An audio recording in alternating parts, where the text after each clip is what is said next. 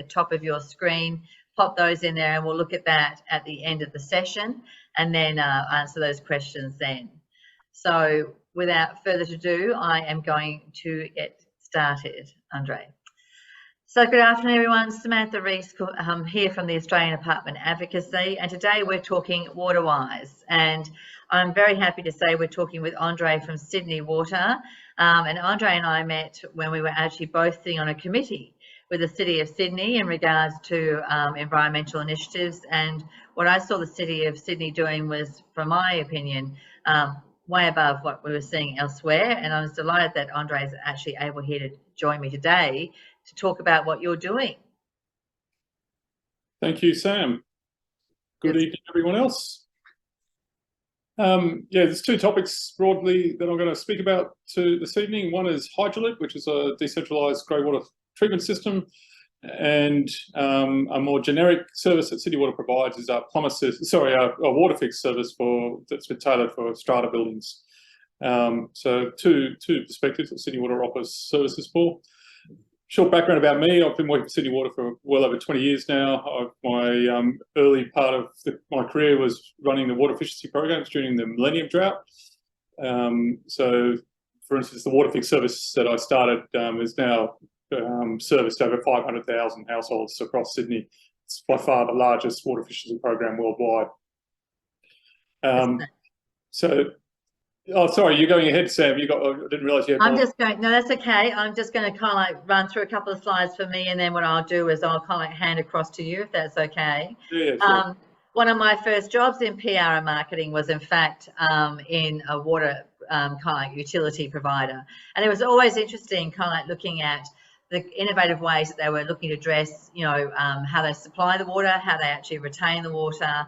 Desal plants and so forth were the rage back in the day when I was around, but it's going to be good to hear what you have to say today. So just quickly, the Australian Apartment Advocacy, in case you don't know who we are, we're the voice of 2.5 million people in Australia who choose apartments, and we have several different things that we promote and focus on. Certainly education is parallel to what we do in terms of providing a range of information sessions such as this one to help inform people. We lobby government for greater consumer protection. We do research every 2 years, and our 2023 survey is currently live. So if you would like to do that for us, that would be excellent. And then we also mediate, and that could be anywhere between apartment owners and apartment owners, committees, developers, strata managers, builders, building managers. There's a big community within strata or apartments, and we're here to help with that. So just before we continue on with what we're going to do with Andre, just quickly, I guess, we like to kind of like share a little bit more about what we do and focus on, and our values are very important to us because, you know, we're very tenacious people, passionate. We're about empowering our apartment owners and others in the industry. It's all about best practice, and that invariably means that you're a trailblazer. And we've done lots of things ourselves that made us trailblazers, and we're happy to say that Sydney Water is also one of those. So thank you very much, Andre. Please kick us off with what you're going to talk about today. Okay, as I jumped the gun a bit before, you already had a bit of a preview. So Hydroloop is a product Sydney Water came across in early 2021 following their launch, Hydroloop company's launch of their product, Hydroloop, at the CES show in Las Vegas in America, which is a big technology show that's on exhibition that's run annually. And what was unusual was typically the CES is all about high tech, you know, heaps of computers and sensors and so forth. It's the first time in like 30 years they'd had a water product. And on this particular occasion, it won the best startup of the show and the best new technology of that show. So it clearly broke some ground both at that show, which is a massive conference, and the press that came out of it, because it was such an unusual winner of these awards at this technology show. Sydney Water picked it up, and before I knew it, I was tasked with importing a container full and setting up a trial for these technologies, for this technology in Sydney. Next slide, please. So the first thing, and of course, within weeks of us placing the order, COVID hit, and and Hydraloop at that time were only just starting production, so their production cycle was quite slow. And by the time they were delivered was when worldwide freight was completely crunched because of the COVID lockdowns and so forth. So we had plenty of time basically before the things arrived to work out what we might do with them once they arrived. And one of the things we did do is start modelling potential water savings. So in this table here, the unshaded columns, so the left three columns, are end-use study. I've added the percentages there as well. And this is for single dwellings. So these numbers, these aren't for apartments, but basically you can take the outdoor portion and just redistribute it. I'll talk about apartment water use later in the second half of this presentation. At this point in time, though, we're just looking at single dwellings. It's just a simpler implication for testing the efficacy of something like Hydraloop. Anyway, what it does, it's grey water treatment, grey water processing technically, and it takes shower and bath water, treats it, and distributes that water at an appropriate level of cleanliness for toilet flushing, washing machine wash cycle, and for irrigation. And so based on the end-use study, we've worked out what the inflows could be and the outflows for Hydraloop. We get two different numbers, 1,100 coming into it and 1,700 potentially coming out of it on a weekly basis. So this got us somewhat excited. So between 31% and 48% reduction in demand. So that's those two numbers there, 31% or 48% between the 1,100 and 1,700 litres per week. So that's the range we're expecting once we finally do get this trial underway and working in houses. And what's critical is basics. The Building Sustainability Index policy for New South Wales planning assumes a 40% demand reduction for rainwater tanks, which is the main way single dwellings save water today in a basics house. So if Hydraloop comes up at 40%, we've got a real competitor for the first time for rainwater tanks in the Australian market. And what that will do is hopefully bring some change and some innovation in the rainwater tank sector, as well as the next generation of Hydraloop or whatever their competitors might be. It's been a long time since this market's had a shake-up. Next slide, please. One last little point about that last slide is that the numbers we're getting is that for every 16 units installed, that's about a megalitre of water saved. So this is not an insignificant intervention in Sydney. This slide's just showing you clearly that the water is remarkably clear for something. This is what was one of the big game changers for this product. It's about half the size of a fridge. So very small footprint for what it can do. 40% of household water can go through it and be recycled to the quality that looks and smells clean. It's not potable and never will be potable because it's full of salts. The treatment process cannot remove the salts from the water. And just like when you stir salt into a glass of water, it looks invisible, but the water tastes salty. These dissolved salts, and there's many, many different types of dissolvable salts, they remain dissolved, but the water is clear and transparent and odour-free. What's important is that any fats are removed, any biological contaminants are suppressed extremely well by the biological process. So it is clean, safe water for toilet flushing, washing clothes, and for irrigation. I think that's always been Sorry, was that? That's always been the problem, hasn't it, with people take up of this kind of grey water reuse, is because they're not keen to obviously use it for potable water. But I think in this instance, like you're saying, for washing and for and also flushing of toilets and your irrigation, it's a perfect option, isn't it? Yes, yeah, absolutely. And I've mentioned washing a couple of times. So basically the premise of Hydraloop is to grab the highest volume, cleanest grey water sources in the house and treat them to a standard for the highest volume, lowest grade water in the house, basically lowest grade water demands. So they're basically taking the easiest, cleanest route through the house. And by doing that, they're still getting big savings, and they're keeping the treatment process simple and efficient. It uses no chemicals, there's no filters. It uses basically a biological process, a 6-step biological process. And I wanted to be able to steer this presentation as normally just for single dwellings. It's the most popular segment so far. But on the left-hand side here, this is an installation in a 4-story walk-up block of flats. Hydraloop is quite scalable. There's the biggest installation is some student accommodation in Ghent in Belgium, and there's 36 units all in a row servicing over 1,000 units above them, and student accommodation. So this is definitely something that's suitable for large scale. They even have a larger unit. These units that you're seeing here are 300 litre capacity. The commercial units for a hotel or so forth has got a 600 litre capacity. It's basically twice as deep. So that height and width of those Hydraloops you can see in the photos there is about the same as a fridge, but it's not as deep. They're not as thick. This unit is about half as deep as a fridge. It's that same footprint. Other important things is the unit exploits, the treatment process exploits the warmth of the shower water and the stable temperatures of the building envelope. You can see here on the bottom right-hand side of this photo, the wastewater comes in at the top. That's what all that pipework at the top's all about. And it comes into this central column.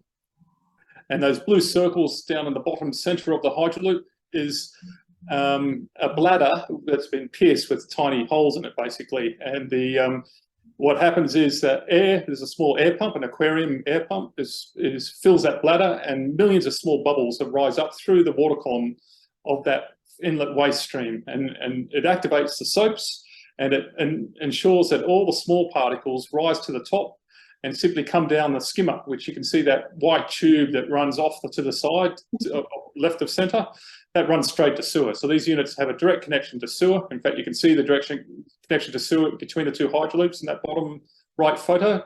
Between the two Hydraloops is the drain. And each unit has a backup water supply, which could be rainwater or potable water. So it's completely fail-safe. If there's a catastrophic failure or a power failure or anything like that, the system can just drain to sewer and be reset when services are restored. Robust, simple, very few moving parts. It's a good solution in my view. A lot of people ask about energy use. Hydraloop, again, there's not many installed around the world, and Hydraloop haven't had a focus of energy use. They just keep saying it's nominal. But I found the test certificate for their water quality analysis that was done in Germany. They had to test it over 5 weeks with simulated grey water loading to test the water quality was consistent, and obviously passed that test. But what they did also measure in the lab was the energy consumption per day. So 0.5 kilowatt an hour per day, which is roughly 11% of a household's water use. It's not insignificant, but it's not huge, and particularly now with the greening grid and so forth. And certainly with solar and so forth, this is something that would be a bigger impost on typical households, given the savings that you're getting in water. The other thing is, I didn't really mention to dwell on too much with the wash cycle. So roughly for a front-loading washing machine, roughly 50% of the water is for washing and 50% is for rinsing. The rinse cycle is obviously much cleaner water than the wash cycle. And so it's the rinse water that is an input for the Hydraloop, and it's the wash cycle, which is an input from the Hydraloop. So the recycled water washes the clothes, drinking water or rainwater rinses the clothes, just what you want. But the heaviest load of dirt and so forth is exhausted straight to sewer during the wash cycle. And the rinse cycle is relatively clean water, which the Hydraloop, treats. So the steps are very simple: sedimentation, flotation, dissolved air flotation, and foam fractionation. Technical terms, don't get too het up about them, but they all occur in that central white column that I pointed out earlier. After that, the water is transferred to that top tank, which is 180 litres, and it takes about 4 hours just for the biological process. Just think of it very similar to a human gut. It's about 4 hours to break down the biological or microscopic level bacteria and viruses and so forth that are present in that water.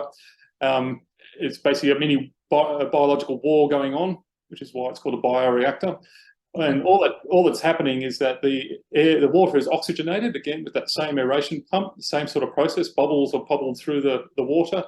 And over 4 hours, the biological system reaches a peak and reaches a very low point of activity.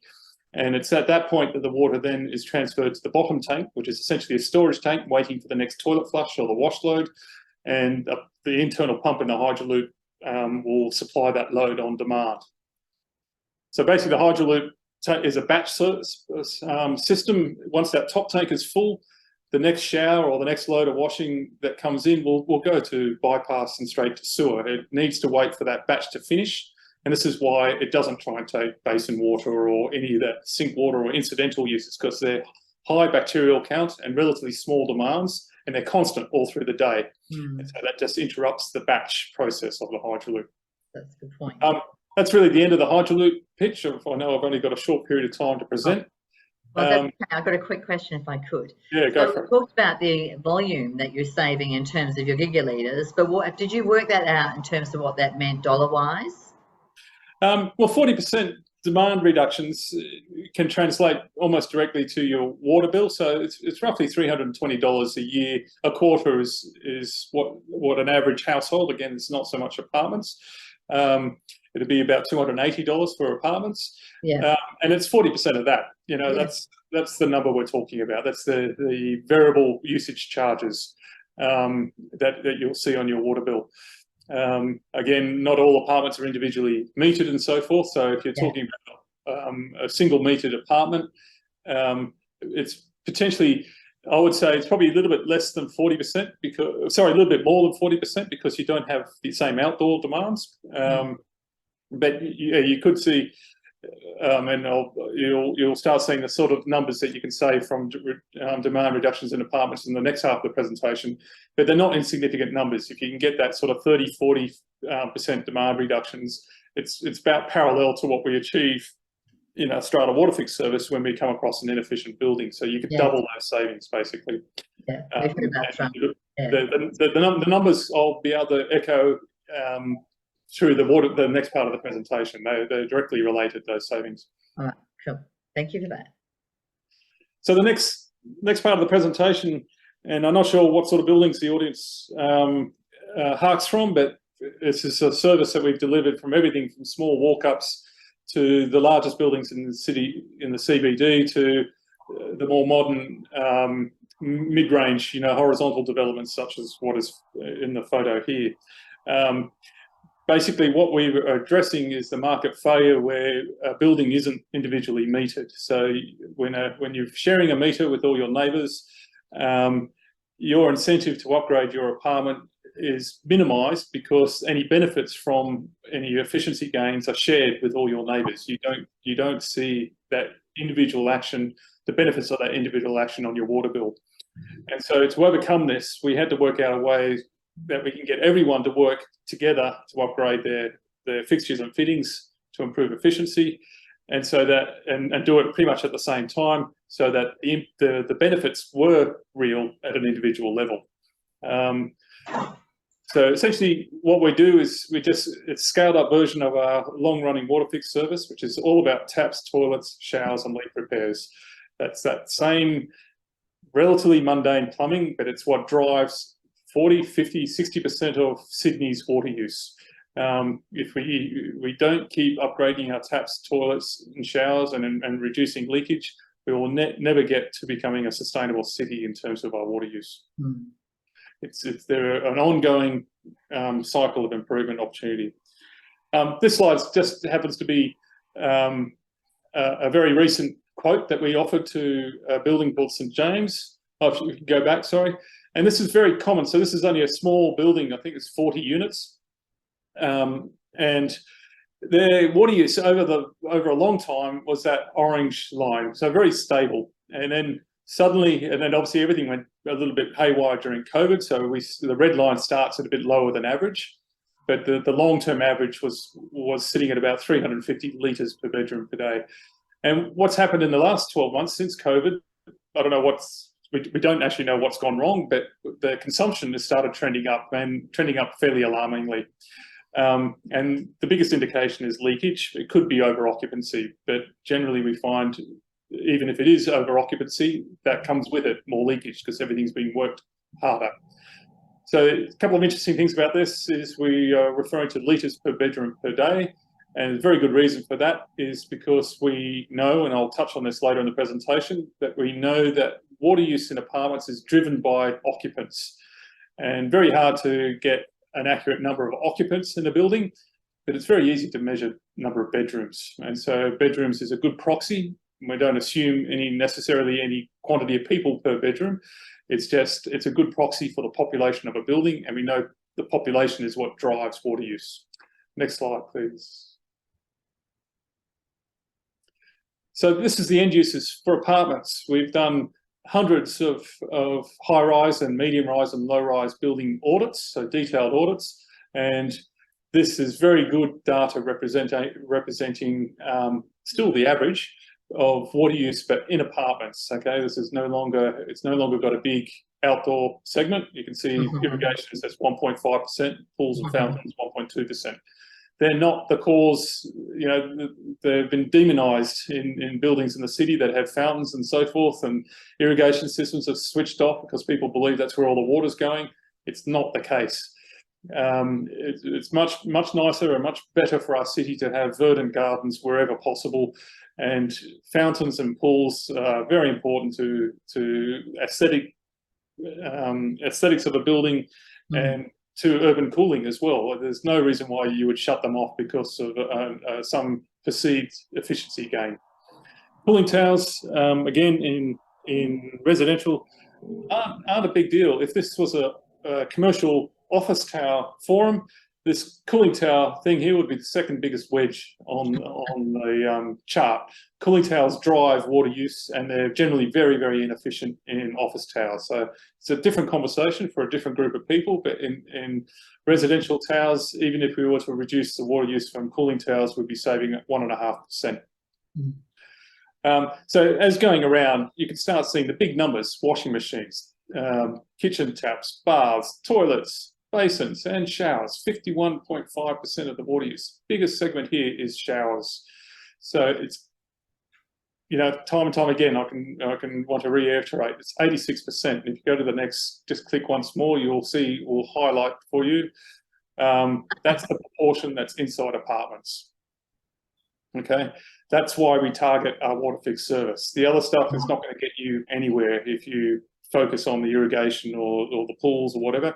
Not to say we don't look at these. We look for leaks and certainly and notify the building management if we find leaks. This is all common area responsibility. This is stuff the building manager should be responsible for. But really, the power is with the owners and occupants of these buildings. That's where the savings are going to be. It's not common area. And this is the big challenge. So the market failure is currently, as it stands, there's no incentive for individuals to take action to save here because the benefits are shared. So what we've done to overcome this is provide a service, just like we always have. You can skip through this as well. And we basically don't charge anything up front for our services. So we can deliver $200,000, $300,000, $400,000 worth of plumbing services, and we're so confident in the savings that we collect the costs in arrears. And this is how we run our service. So this is an example. Sentry Tower, one of the early ones I was directly involved with 3 years ago. Sentry Towers is obviously before COVID. Very big building, 300 odd units, 302 units. Oh, sorry, here we go, 292 apartments. After the plumbing service, 32% reduction.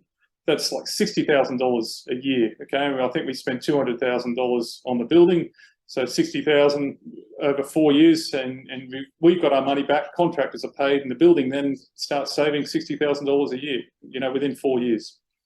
So from that benchmark perspective, we dropped it from, it was well over, it's just kilolitres per day, it's not benchmark. So it was like, the benchmark was like 450 litres per day, and we've got it back down to the target, which is between 300 and 400 litres per day. So that's the 30% reduction in kilolitres is presented in this chart. So again, we've done this time and time again. We're well over 100 buildings completed now, and you can just see in these charts behind the red text, the water use just step changes, and we can do the work within 4 or 5 days for most buildings. At Sentry Tower, we did over nearly 300 units. We did them in 4 days. Okay, so it's very rapid change. The plumbers and this is the benefits you get is when in the normal world, when we're doing single dwellings, the plumber could do a maximum about 6 appointments a day because of the travel time between appointments. In an apartment building, they can do about 12 appointments a day because there's no travel time. So the whole thing is delivered very, very efficiently, given that the plumbing labour is the most expensive thing we're delivering here, to be able to reap those savings and schedule appointments, in 20-minute blocks as opposed to 1-hour blocks, really means that we can get a lot of work done efficiently and effectively. And you can see how rapid the savings are and how sustained they are. We don't get a rise suddenly rising again. The work we do is very, very robust. We've been doing this for more than 20 years now. We know what fixtures and fittings work and are reliable, and the plumbers are trained to do a good job. So the fundamental service is still taps, toilet, showers, and leak repairs. It's the same set of contractors, even though the contractor firm has changed many times over the years. It's basically the same plumbers. They like our work. It's good bread and butter plumbing work. Plumbers hate digging. This doesn't involve digging, right? This is a good job for a plumber to be involved in, and there's an endless stream of properties we can give them. So as I mentioned, we've done over 500,000 properties, and the number increases constantly. The service is an ongoing affair. Taps, toilets, showers, and leaks. It's all we do. It's pretty narrow focus. But we do take a holistic view. The guys are very experienced in buildings. We know about cooling towers. We know about irrigation. We know about all the other attributes of buildings where water wastage could occur. And we certainly raise all those things, even if we don't necessarily go and fix them. We raise them with the building management and work with them. If they need specialist expertise, like concealed leak expertise, we can put them in touch with those separate contractors. The goal we're looking for is to get repaid after our service. So any leak or any wastage after we've left the building is going to reduce the rate of repayment. Because what I didn't actually focus on is our repayment rate, and this is built into the contract that the strata building ends up signing with us. This is the finance option we talked about, is tied to the rate of savings. So we recover the funds at about 90% of the rate of savings, observed savings. So there's absolutely guarantee that from day one, the building will be in the money, but obviously a large portion of that money in the initial couple of years is returned to Sydney Water to pay for the work done. But and it's a sunset clause after 5 years, any outstanding debt is wiped after the 5th year. We're so confident in the savings, we nearly always get them within 2 or 3 years. After that period, obviously the building gets the full value of the savings. The cost of the plumbing has been repaid. And then we have a specialist subcontractor we use to help schedule appointments. We're the only utility. Some of these buildings have never got into every single apartment. We routinely get into 100% of apartments in these biggest buildings. Even for essential things like fire checks and window replacements and so forth, we've had buildings that have never been able to get into 4 or 5 units. We've managed to get into those units and deliver these savings. That's fantastic, Andre. And I guess, from my perspective, are you finding that it's more the older buildings than the newer ones that you're needing to do this kind of service for? Century Tower was about 11 years old, so certainly this is probably a 60, 70-year asset, and so that's in the first quarter of its life, and we managed to get 30% demand reductions. So certainly there's no way you can't read a book by its cover, as that adage holds. The getting your water use by and divided your daily water use divided by bedrooms, and if it's above 300, it's worth contacting us.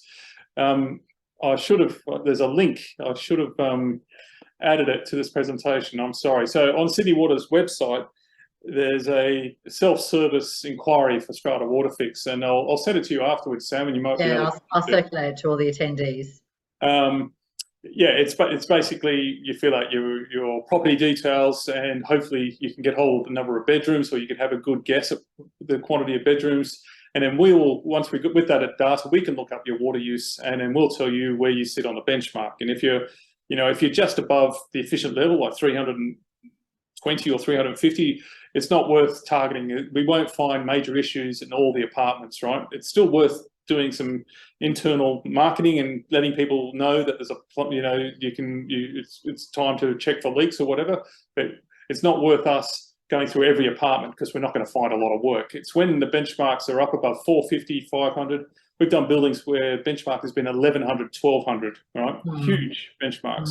And we consistently bring those buildings down to that 2 to 300 litre per day benchmark. So that's really what we're looking for. And you can, and anyone can really put their own building in that benchmark tool and work out where their relative efficiency is. So it's 300 litres per bedroom per day. It's the cusp of being efficient or inefficient. You really want to be under 300 litres per bedroom per day. I know, I should tell my teenagers that, Andre. Provided they're having an efficient shower, you don't need to be too guilty about how long it is. I just knock on the door a lot. Now, before we move on from Andre, are there any questions? Obviously, we would love to see this service provided all around Australia, but it's just at the moment with Sydney Water, correct? Or have you heard? Yeah, I mean, look, I know in Perth and in Victoria, they have similar services. It's not called Water Fixed Strata, and it might not have the same financing model, but also New South Wales is like Victoria brought in individual metering for apartments a good 5 years earlier than Sydney did, for instance. And Sydney's by far the more urbanised of all the cities. So, I mean, apart from perhaps the Gold Coast, which I know there's a big opportunity in the Gold Coast, it's southeast Victoria, they are laggards in this space. The southern and western parts of Australia, with Adelaide as an exception as well, definitely have plumbing services available and for strata as well. Great, that's good to know. If really, there's no really game changer for us is that financing model. It means there's no risk. No one in the building is taking any risk on the savings. We're basically taking all the risk, but we take it because we're very confident in the outcomes, and we have a benchmark to know that the building has got savings to offer. Well, I think that's often the issue, isn't it? I see that often with defects, and they want to get those situations dealt with, but the idea of the initial upfront cost is just prohibitive. Yeah, especially with interest rates and everything else at the moment. Yeah, and there's a huge lack of trust in strata. Strata buildings have been dealt badly by contractors time and time again, and this is the way we can put a offer on the table. We've got skin in the game until you get a positive outcome. Yeah. That's good. So if they make a loss, they can sue you for the loss, because that's what you're telling us. Well, that's what I'm saying. We put a 5-year sunset clause. If you don't get the money back in 5 years, that's wiped. The contract's annulled. So there is no risk. We take the risk of not being able to get into apartments. We ask for a cooperation, but we know you can't control that as well. Yeah. So yeah, the service, as I said, we've done over 100 buildings. We know what we're doing here. This is not a new service. That's awesome. Well, thank you, Andre, for joining us today. I've really appreciated hearing more about what you guys are doing, and it's very admirable. Just a quick kind of follow on in terms of what's coming up in terms of event-wise. The 30th of March, we're talking about Is Your Apartment Underinsured? Then we're going lighthearted with Philippe on the 11th of April and renovating your apartment kitchen. I think that should be very interesting. Make sure that you get permission first, obviously. 18th of April, retrofitting your apartment to gas hot water. That seems to be a growing trend. Have you seen that, Andre, like moving back to gas? Moving back to gas, I'd strongly disrecommend it. You should be moving towards heat pump hot water, not gas. Heat pumps hot water are 400% more efficient than a gas hot water system. Right. The payback period is sub 5 years. So I'm not sure who's pitching apartments going to gas, but I can't endorse that. Right. No, that's good to know. Thank you for that. 16th of May, we're talking about cladding, and certainly the Australian Apartment Advocacy is calling for AS 5113 to be mandated, and that means large-scale testing of cladding, because we have concerns that at the moment there's a number of products on the market that are saying they're non-combustible, but that is not necessarily the case. So we're having that session. We're actually joined by Peter Hofstetter, who's a renowned specialist in this cladding area. So thank you again for coming on today, and certainly, Andre, you have been very informative. I couldn't do what we do without our sponsors, so I am very grateful to them for helping us along in this way. Andre, I'm going to look up heat pumps before I do my next event about gas-cold water, so I can actually talk to that guest about what's the difference. And anything else you would like to say in passing before we finish up? No, I'll reiterate the water efficiency benchmark: litres per bedroom per day, and 300. Anything under 300 litres is good. Anything above is not so good. And I'll put a name in the chat. Ethan Burns is a energy efficiency consultant that specialises in strata, and he will tell you all about the benefits of heat pumps. Well, that's good. Would you also send me his address when you send me the other details about? You're going to send me all the links to the. Yes, yes, I will do that. Okay. Yeah. Awesome. No problem. Well, thank you very much for your time this afternoon. Everyone's saying thanks for the. Yes, Simon Blackburn says I'll add a +1 vote for the heat pumps as well. So there you go. So it looks like we're for gas. Anyway, thanks, Andre. Take it easy. All right. Thanks, everyone. Have a good evening. Thanks so much for everybody for coming. Thanks, Andre.